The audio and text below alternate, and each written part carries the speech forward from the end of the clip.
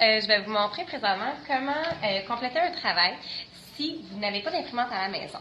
Donc, on vous a envoyé ce matin une phrase du jour qui est en fait la grammaire chirurgicale. La phrase que j'ai à corriger est la suivante. Plusieurs poissons bleus tentent de combattre un prédateur sous l'eau.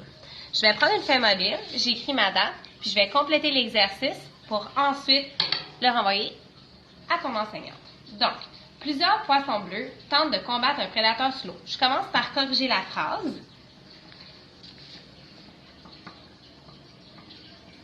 Plusieurs poissons bleus.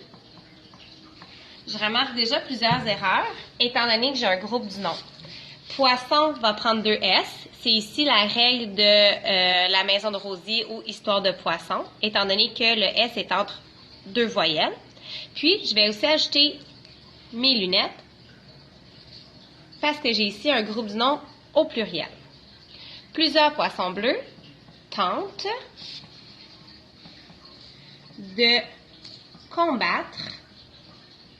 Je retrouve ici une deuxième erreur dans le mot combattre. On voit ici que le N est positionné devant un B. C'est la règle de Monsieur Champion.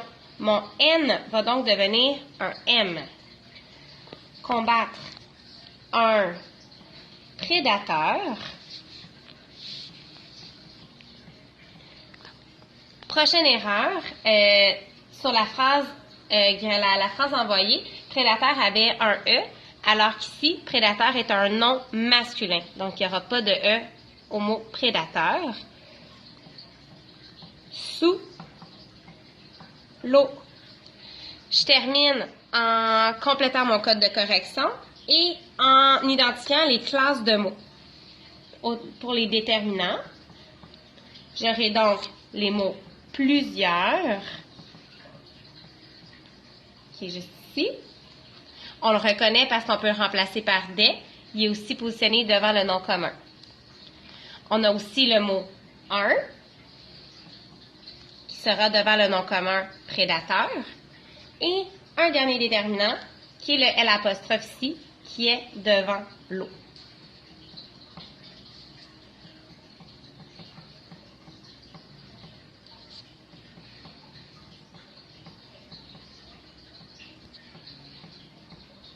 J'identifie ensuite mes adjectifs. Ici, on peut encore les remarquer dans le groupe du nom, on a le mot bleu.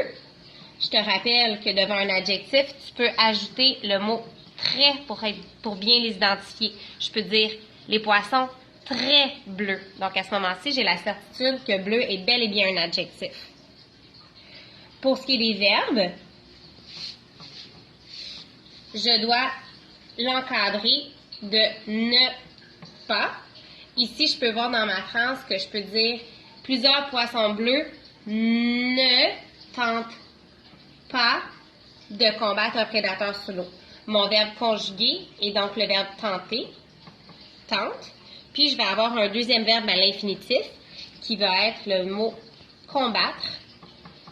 Encore une fois, je peux utiliser ma manipulation syntaxique pour l'identifier. Lorsqu'un verbe est à l'infinitif, je te rappelle qu'on doit placer le ne pas devant le verbe. Donc, à ce moment-ci, ça va être ne pas combattre. Donc, il me reste une seule chose à faire, ça va être de prendre en photo mon travail puis de l'envoyer à ton enseignante. Puis, on va se revoir demain. Bye bye!